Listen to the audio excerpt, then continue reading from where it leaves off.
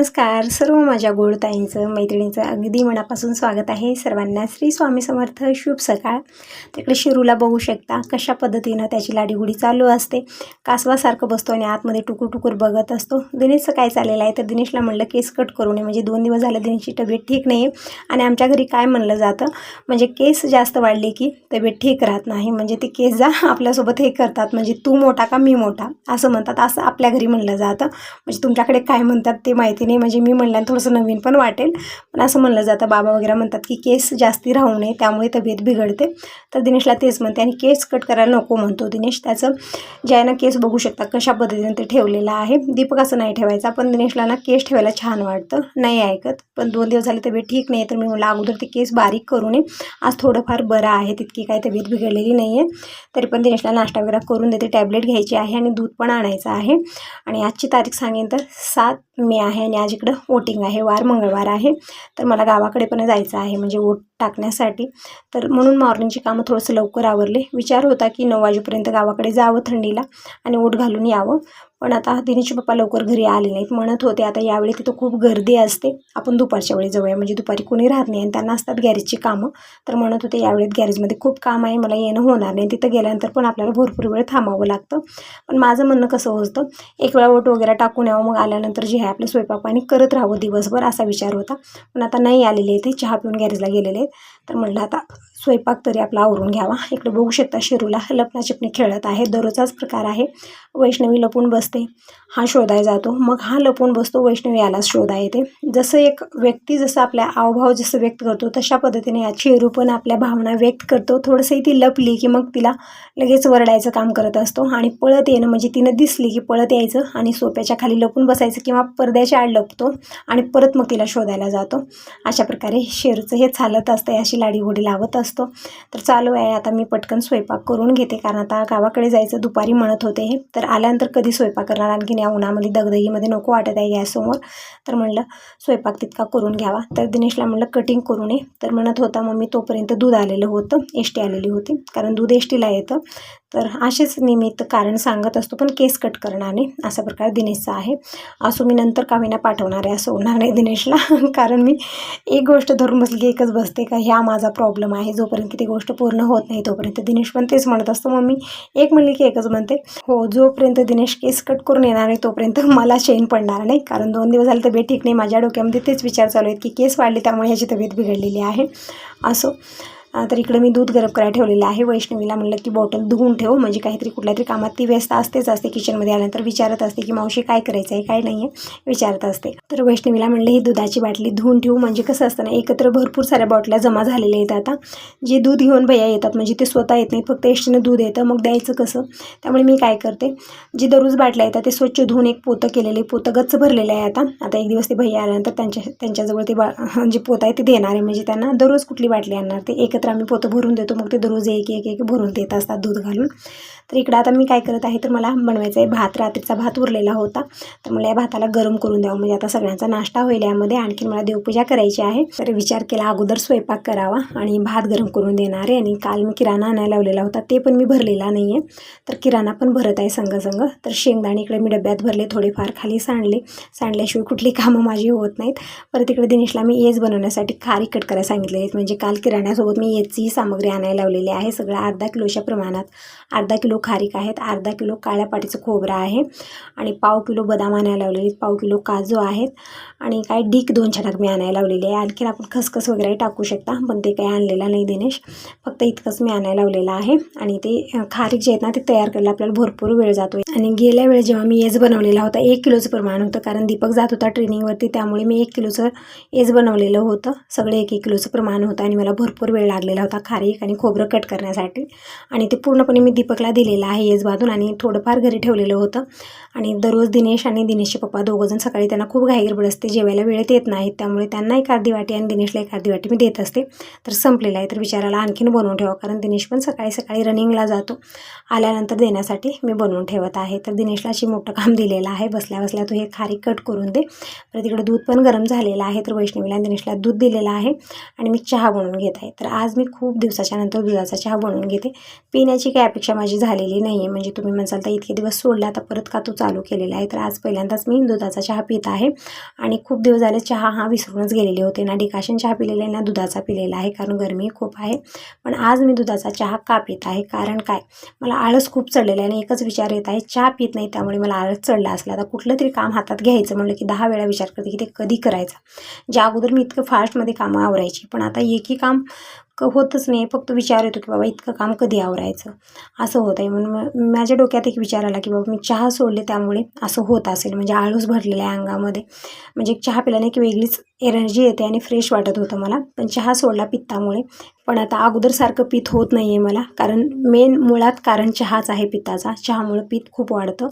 पित्त काही तितकं नाही आहे, पण चहा न पिल्यामुळे मला ना फ्रेशच वाटत नाही. खूप आळस भरलेले आहे अंगामध्ये, कुठलीच कामं होत नाहीत. अगोदर खूप सारी कामं मी धावपळीनं करायची, दुपारपर्यंत फ्री व्हायची. पण आता दुपार जाऊ पूर्ण दिवस जाऊ ती कामं आवरतच नाहीत. फक्त स्वयंपाक करायचं, जेवणं खाणं करायचं आणि जी रोजची थोडीफार कामं आहेत, कपडे धुणं भांडे घासणं, इतकं करायचं झालं त्यामध्ये दिवस जात आहे. एक्स्ट्राची कुठलीच कामं मी काढत नाही आहे.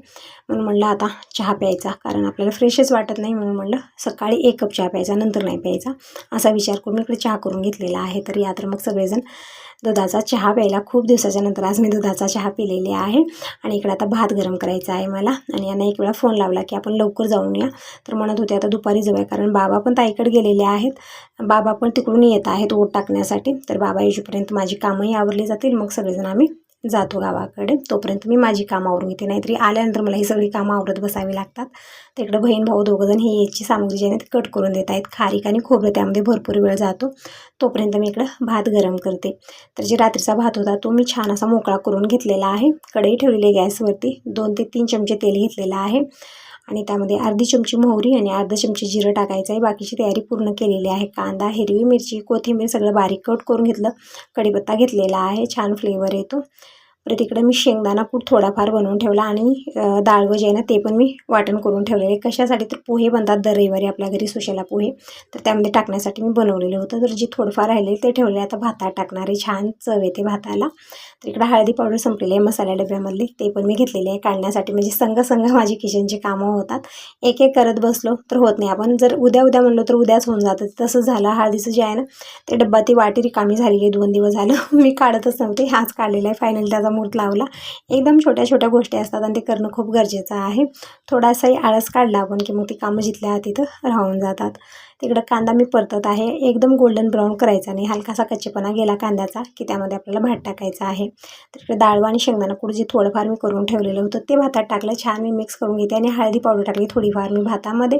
आणि इकडं जी फोडणी आहे ती तयार झालेली आहे. शेवटला मी कोथिंबीर टाकली आणि अर्धा चमचा हळदी पावडर आणि अर्धा चमचा धना पावडर टाकलेला आहे. परतून घेऊया आणि हे जे भात आहे मिक्स करून घेऊया आणि छान ते फोडणीमध्ये टाकायचं आहे आपल्याला.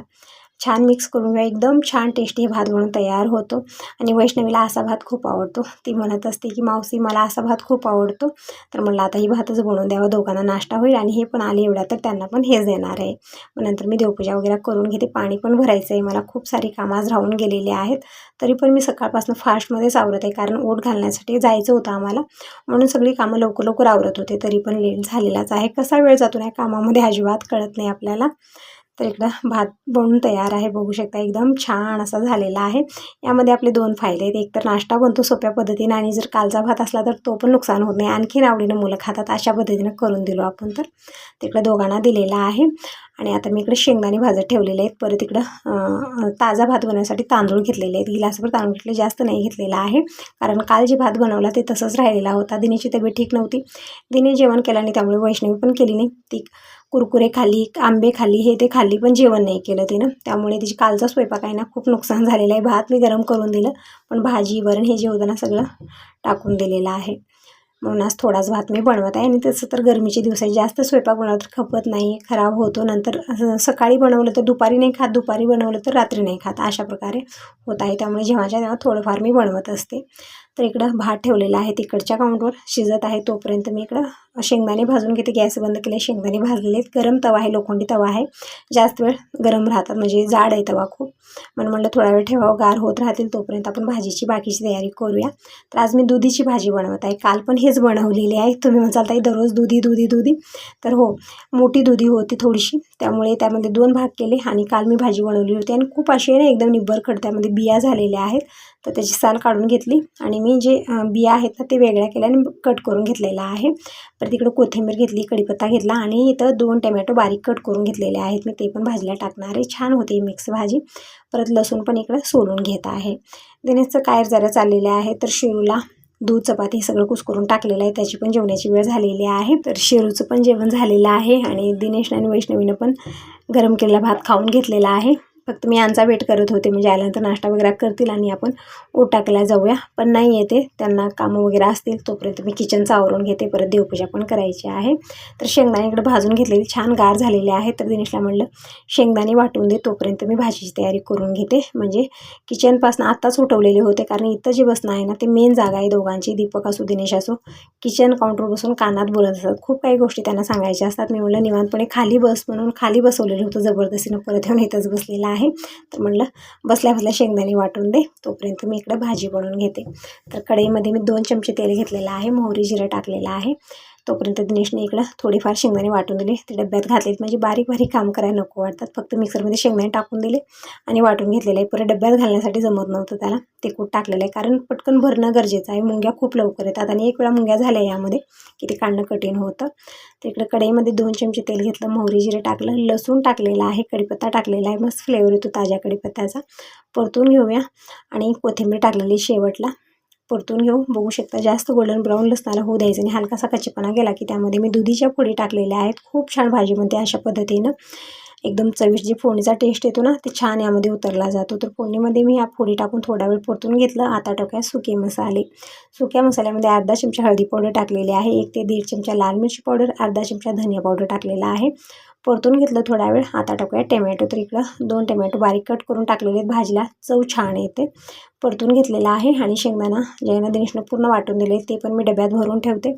आणि थोडंसं मी भाजीत पाणी टाकलेलं आहे, म्हणजे थोडीशी रस्साभाजी बनवणार आहे. आज वरण वगैरे बनलेलं नाही आहे, म्हणून भातासोबत चपातीसोबत भाकरीसोबत सगळ्या संगच होईल ही भाजी. म्हणून मी थोडंसं पाणी टाकलेलं गिलासभर आणि शेंगदाण्याचा कूट टाकलेला, अर्धी वाटी चवीपुरतं मीठ टाकूया आणि थोडासा सुहाना मसाला टाकलेला आहे. छान मिक्स करून घेऊ आणि कमी गॅसवरती भाजी बनत राहील तोपर्यंत मी देवपूजा करून घेते.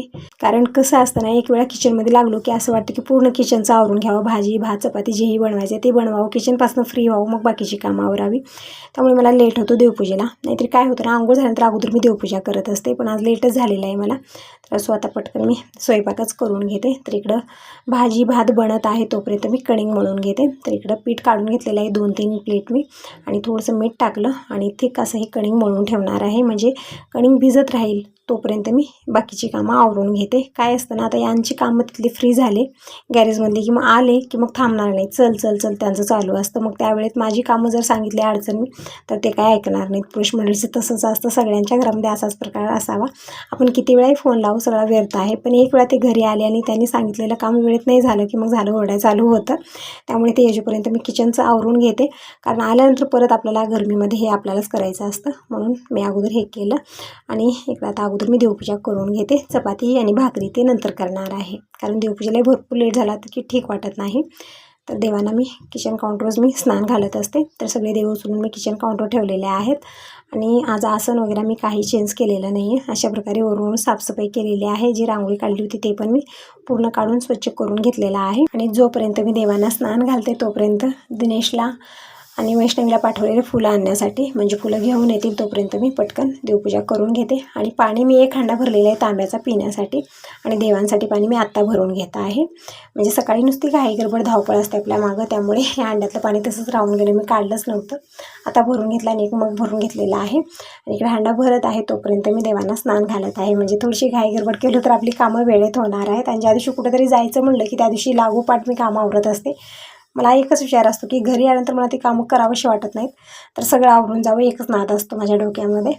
म्हणून मी पटपट सगळी कामं आवरून घेतलेली आहे. आता फक्त भाकरी आणि चपात्या मला बनवायच्या आहेत, पण अगोदर मी देवपूजा करून घेतली. तर देवांना हळदी कुंकू चंदन वाहिलेलं आहे, फुलं वाहिली आहेत. आज बघू शकता एकदम व्हाईट अँड व्हाईटच फुलं आहेत. एकही कलरफुल फुल मला भेटलाच नाही, म्हणजे थोडासा लेट झालेला होता आणि सगळ्यांनी फुलं तोडून घेऊन गेलेले आहेत. म्हणून फक्त स्वास्तीचीच फुलं मी देवांना वाहिलेली आहेत. काय असतं ना, देवाला एकदम व्हाईट अँड व्हाईट आहे, त्यामुळे एकदम व्हाईटच फुलं जर आम्ही देवांना वाहिली तर ते एकदम व्हाईटच दिसतं, कुठेही कलर वाटतच नाही. त्यामुळे 1-2 यामध्ये लाल फुलं असलेलं सुंदर वाटतं. तर असं फुलं वगैरे आम्ही देवांना वाहिलेले आहेत. परत मी रांगोळी काढून घेतलेली आहे. अशा प्रकारे थोडंसं कलर भरलेला आहे. तर दीप प्रज्वलित करून घेऊ, तुळशीपूजन उंबरापूजन करून येते. तर हाच होता आजचा छोटासा व्हिडिओ कसा वाटला नक्की सांगा. सबस्क्राईब करा.